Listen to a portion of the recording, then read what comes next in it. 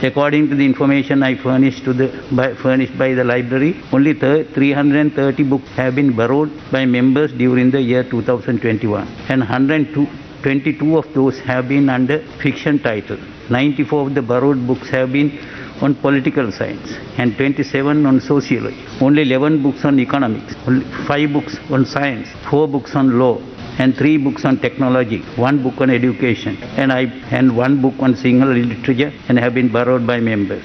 For a house of 225 members, this is embarrassing. This lack of preparation and knowledge on subject matters have led to insult, lies, false allegations, unparliamentary language being part of the speeches, and most of the speeches and statements being made to gain political mileage rather than on guiding the state.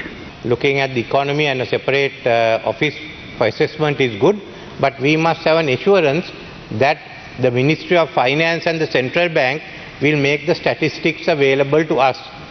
Then in other matters also there will be papers which the government has which should be tabled. For instance, we found recently the New Frontier papers are not tabled and we have to get it from court. So if that is done, I would go a bit further and suggest a code of conduct which the party leaders can see from time to time who's maintaining and who's not.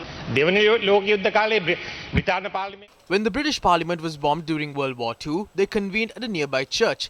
At a time when we are facing the most critical crisis since we got independence, this government decided to prorogue Parliament. We are asking whether this is correct. A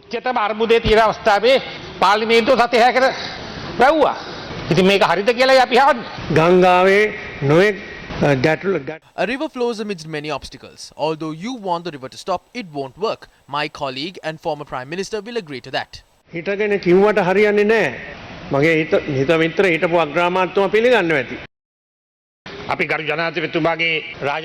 listened to the throne speech of the President. I was amazed as he did not give any solution to the current issues in the country.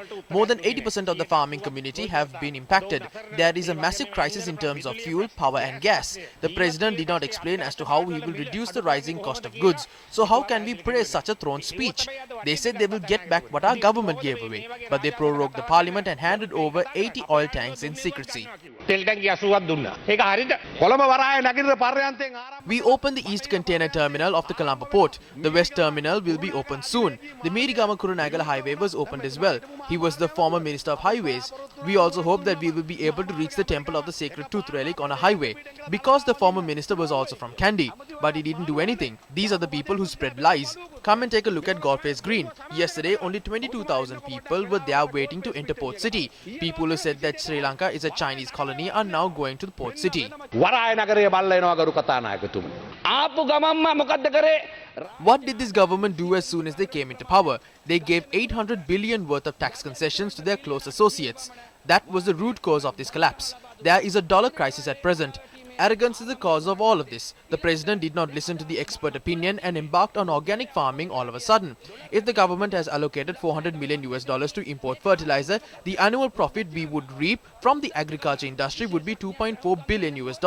This is according to the CBSL report. But what happened was quite opposite thanks to inefficient financial management and arrogance.